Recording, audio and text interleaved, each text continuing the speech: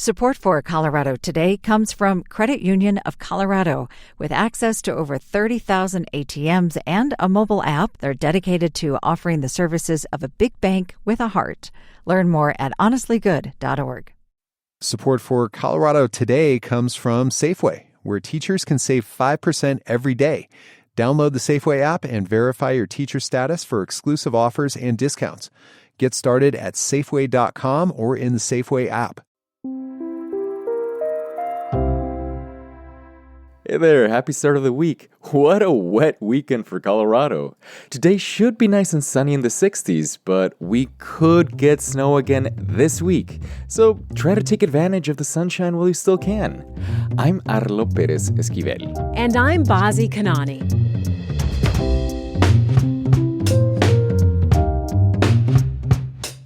Coming up, is Colorado's GOP at a crossroads? So if we can stop blaming each other, stop pointing fingers. What the election of a new chair could mean for the future of the state party. Plus, kids are counting down to the end of the school year. Long way away. I want summer back. In Colorado Wonders, we find out why our school year is actually so short. Plus, again, more problems for the state agency managing finances for unemployment and family leave. And we remember Bob Fuchigami, who gave light after surviving a dark chapter in our history. It's Monday, March 31st. Here's the news in Colorado today.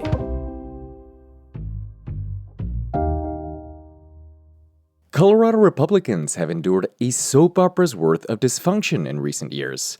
The state party has had bitter public fights, and prominent Republicans have sued each other. This weekend, they elected a new leader who they hope can heal those rifts. CPR's Benta Berkland is covering this. Benta, who's the new chair and how is she different from the old one? Her name is Britta Horn. She's been involved in Republican politics a long time, including as treasurer for Routt County. She's also a volunteer fire chief. And notably, she is being sued by the Colorado GOP. That is confusing. How can she be sued by the place she now runs? I think it's safe to say that lawsuit is over now that she's chair, but she was part of a group that tried and failed to oust the old chair, Dave Williams, before his term ended. He was very controversial. He spent as much time attacking members of his own party as he did Democrats. People don't expect that from the state party chair. And he was aggressive in attacking LGBTQ pride, which bothered some Republicans. So Horn stands out because she wants to unite the party. What else does she promise to do differently? She plans to drop another controversial thing Williams did, which was to break with long-standing party norms to endorse Republicans in primaries. Horn says the party will go back to being neutral. Williams also put state party money towards his own congressional campaign, which he lost. Horn told CPR News her message really is to get back to sanity. Here she is on stage this weekend. We have to make sure that our party doesn't worry about one faction or one county. It's about all of us. So if we can stop blaming each other, I say we start to win. Horn and other party leaders also want to go back to a time when only Colorado Republicans could vote in Republican primaries. Wait, doesn't Colorado have a bunch of unaffiliated voters? Yes, more than either major party, and they may not like this. All right, when it comes to her plans to win, Republicans have a lot of ground to make up since Democrats hold so many of the state offices. Yes, that's right. And Horn thinks the party could do a lot more to help its candidates. One of the GOP's recent bright spots, Congressman Gabe Evans' win in CD8, didn't even really get any support from the state party. Benta, thank you so much. Thanks. The Colorado Republicans gathering this weekend generated some controversy itself because they invited Steve Bannon to headline their fundraiser. The original venue for it canceled the event after it drew public criticism. It was eventually held Friday in North Colorado Springs at the Phil Long Music Hall. Still, about 100 protesters gathered outside while Bannon spoke to the closed event. Spring breaks are mostly over now, and the school year is in the home stretch. Did you know Colorado actually has the shortest mandated school year in the country? CPR's Jenny Brundin answers a question about why and whether that means students get less instruction in this week's Colorado Wonders. So I had some parents ask their children, how many days do you think are left of school for the whole year before summertime? 1, 2, 3, 4. 178.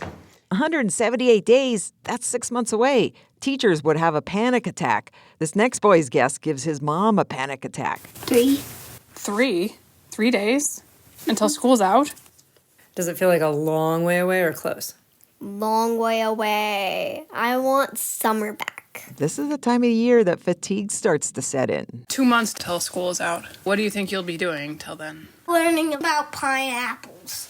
Pineapples? We are learning. Then another mom discovers her son actually knows the exact number of school days left. Wes, how many days are left in school?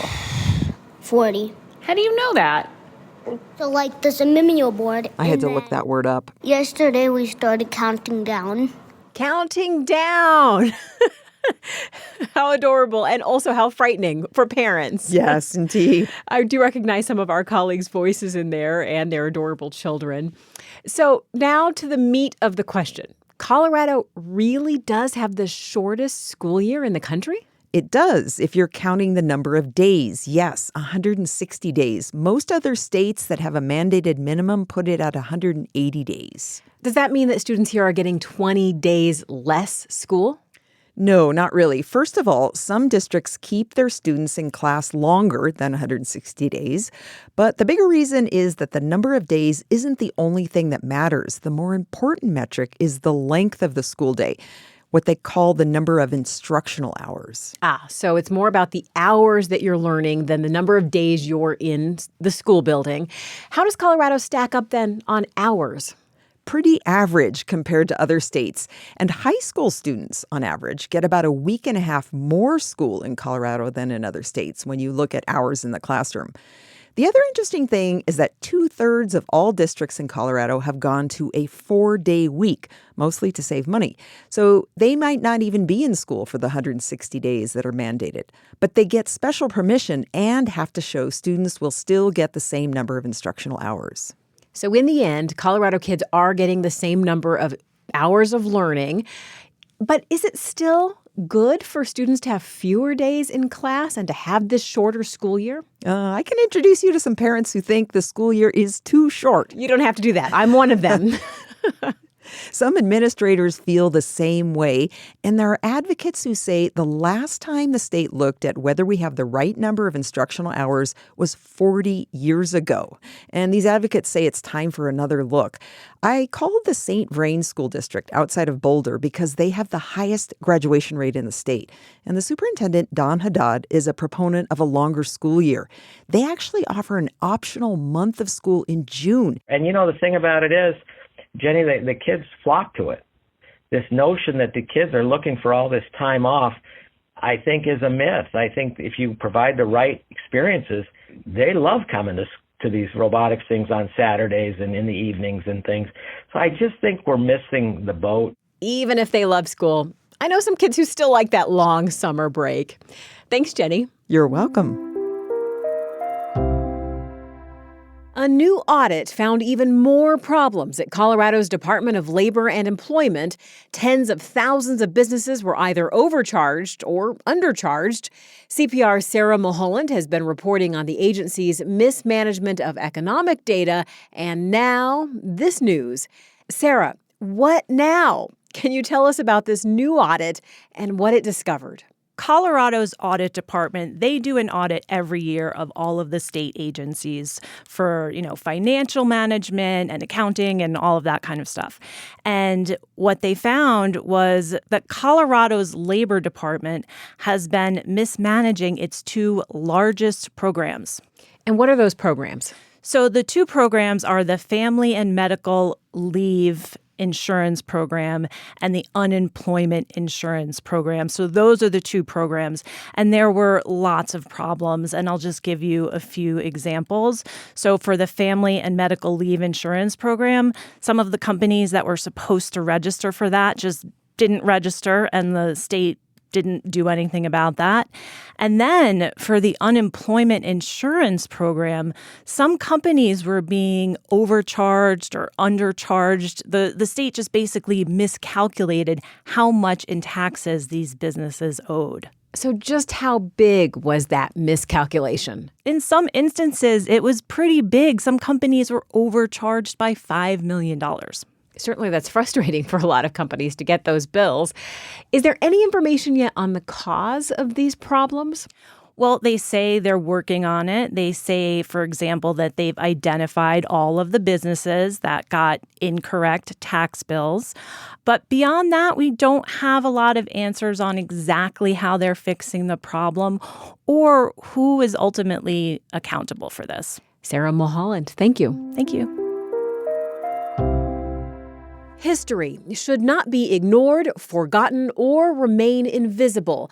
That's what Bob Fuchigami said to a congressional committee as he advocated for a place he was imprisoned during World War II to become a historic site in Colorado.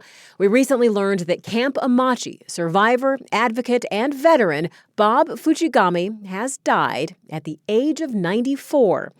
He was just 11 years old when his family received the notice in 1942. More than 10,000 Japanese-Americans were detained at Amache. They lived on 1 square mile, surrounded by barbed wire fences and guard towers.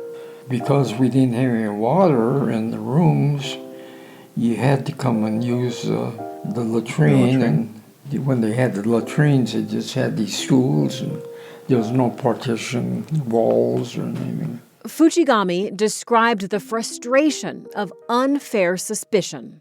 We looked like the enemy, although we weren't the enemy. We hadn't done anything, but the public didn't know. And once we put it into the camps, they said, oh, they must have really done something wrong, be put in something like that. And so the public was really misguided, you know. Fuchigami was imprisoned at Amache for 3.5 years. He went on to serve our nation in the Korean War. One time, he was approached by a black man serving in the military who asked why Fuchigami would serve in the Navy for a country that incarcerated him. This is the only country I have. I mean, it's my country. You know, it's just like it's your country, you know. Why would you go off and join the military after the way the blacks have been treated? People of color have all been treated badly. Whether you're talking about Indians or blacks or Mexican or Japanese or Chinese or whatever, if you're not white, you get treated differently. Fuchigami has dedicated much of his adult life to speaking about his experiences in Amache so that these actions should never be forgotten or repeated. While visiting Amache, Congressman Joe Neguse and Senator Michael Bennet said in a joint statement, "His grace, fortitude, and endless wisdom will leave a lasting legacy."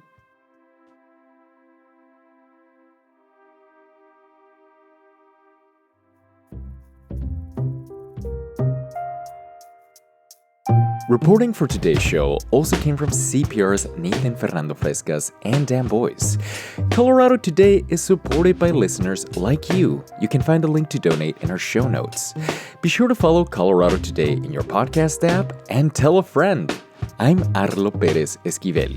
And I'm Bazi Kanani. This is CPR News.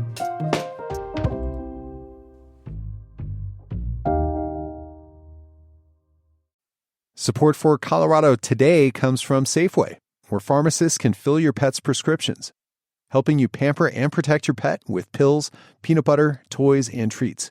Stop into the store today or visit Safeway.com. Support for Colorado Today comes from Credit Union of Colorado. With access to over 30,000 ATMs and a mobile app, they're dedicated to offering the services of a big bank with a heart. Learn more at honestlygood.org.